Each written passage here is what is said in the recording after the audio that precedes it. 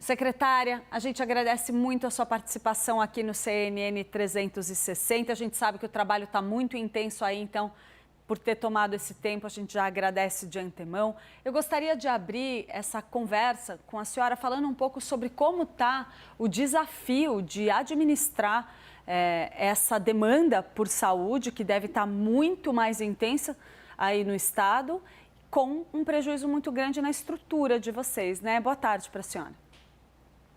Boa tarde, obrigada pelo espaço. Olha, quando nós passamos pela pandemia do Covid, não imaginávamos que teríamos que enfrentar um evento dessa proporção gigante, o maior evento climático do estado do Rio Grande do Sul e, quem sabe, do Brasil, pelo que está se observando, onde cada dia é diferente do que foi ontem e não temos certeza do que será o amanhã. Antes de entrar aqui, nós estávamos reunidos porque hoje o epicentro do problema da gestão da saúde está localizado na zona sul do estado, especificamente na cidade de Rio Grande, onde temos 2 grandes hospitais. Inclusive, tem hoje 30 pacientes em UTI internados e a água já está no térreo desse serviço. O outro é a Santa Casa. Então, estamos fazendo a gestão, se vamos ou não remover os pacientes. Eu só falei dos leitos de UTI. Se vamos ou não remover os pacientes desses 2 serviços. Então, aqui no estado, nós tivemos muitos hospitais, 9 que foi necessário tirar os pacientes, hospitais de vários portes. Ao mesmo tempo, tivemos que ampliar estruturas da rede hospitalar para receber não só esses usuários que estavam nesses estabelecimentos, como também acolher as pessoas que, diante do problema todo das enchentes, acaba muitas vezes se machucando, adoecendo, perdeu a medicação, não conseguiu fazer o seu tratamento com regularidade. Então, o governo tem feito essa gestão com apoio, inclusive, de hospitais de campanha, onde já foram instalados em alguns municípios de maior contingente populacional, onde a rede ficou mais danificada, especialmente a rede de atenção primária à saúde. O governo do estado também tem anunciado e concretizado recursos,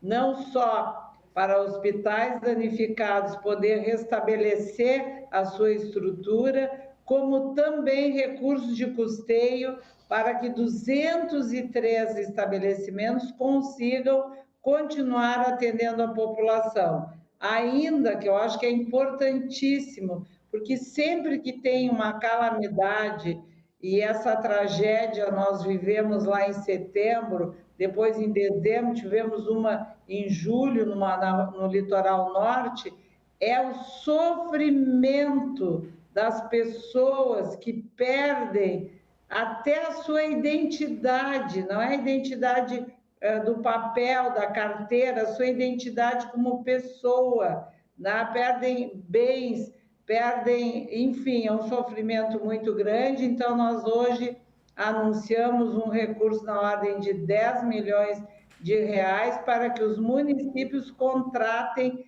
equipes de saúde mental para dar apoio nos abrigos, para dar apoio nas comunidades com equipes volantes, para visitar nas famílias, porque sabemos que o aspecto emocional mexe muito com cada um, seja a faixa etária que for, para o reequilíbrio e ter forças para pensar que, com esperança, que pode seguir, quem sabe, o mais breve possível, resgatando e voltando a, entre aspas, à normalidade.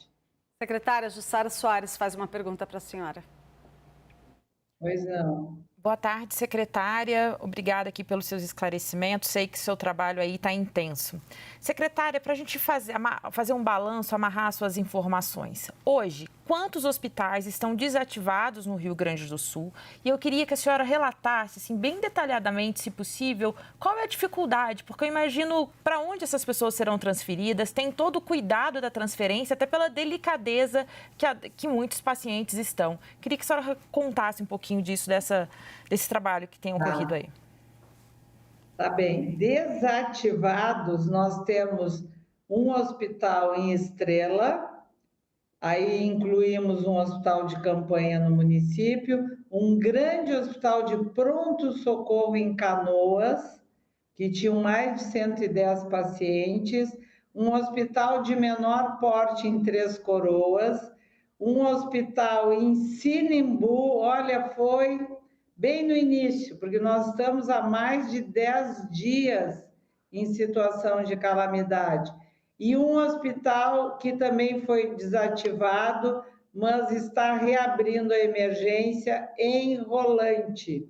Nós tivemos hospitais que tiveram também dificuldades, mas já estão se restabelecendo. Então, eu nem sei quantos eu contei, 9 são no total. Claro, tem um grande hospital aqui na capital, que é privado, o Hospital Mãe de Deus, que removeu mais de 400 pacientes. Então, este não tem previsão ainda de retomada, porque as águas aqui em Porto Alegre continuam dificultando o acesso até para fazer... Bom, nós no estado temos um centro administrativo com 21 andares e tivemos todos nós que sairmos, porque a água invadiu a casa de máquinas, elevadores, enfim. Olha, é algo assim nunca visto, mas a gente tem que manter resiliência, equilíbrio, calma para fazer a gestão na crise. Bom, esses pacientes foram transferidos, em alguns casos de helicóptero, como foi o caso de São Jerônimo. O hospital não ficou totalmente fechado, mas nós tivemos que tirar os pacientes de UTI. Mas por que isso? Porque um dos nossos problemas maiores, não o maior, porque todos eles são gigantes, é a questão do acesso às estradas. Muitos bloqueios, pontes caídas.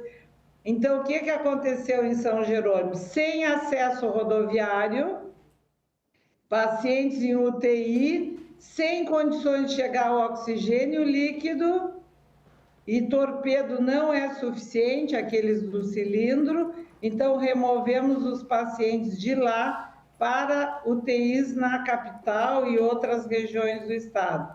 Aconteceu também no interior, tivemos que remover por transporte aéreo pacientes de hemodiálise, alguns estavam hospitalizados, isso foi em Candelária, estavam hospitalizados, até porque não estavam conseguindo fazer as sessões de hemodiálise com a regularidade, e esses pacientes também foram transferidos por via aérea, sempre helicópteros, né? Porque nem tem como pousar nessas comunidades um avião maior, para a cidade de Santa Cruz.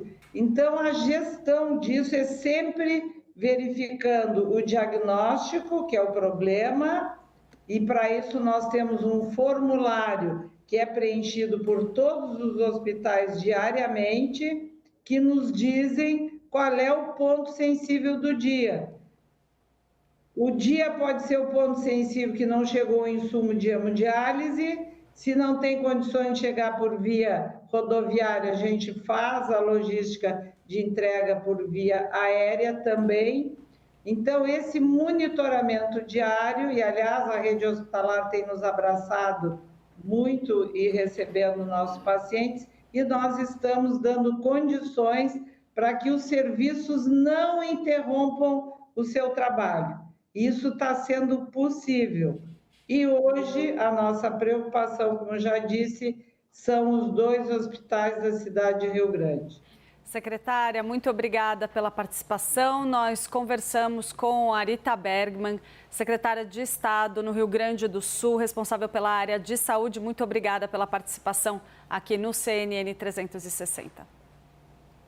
Obrigada, um abraço e que Deus nos proteja para vencermos mais essa grande dificuldade. Mas a força, na liderança do nosso governador Eduardo Leite, a força da solidariedade fará com que consigamos reconstruir o nosso Estado, que é um Estado que nos orgulha muito e que vamos sair também de mais essa dificuldade. Um abraço, boa tarde. Muito obrigada pelas informações.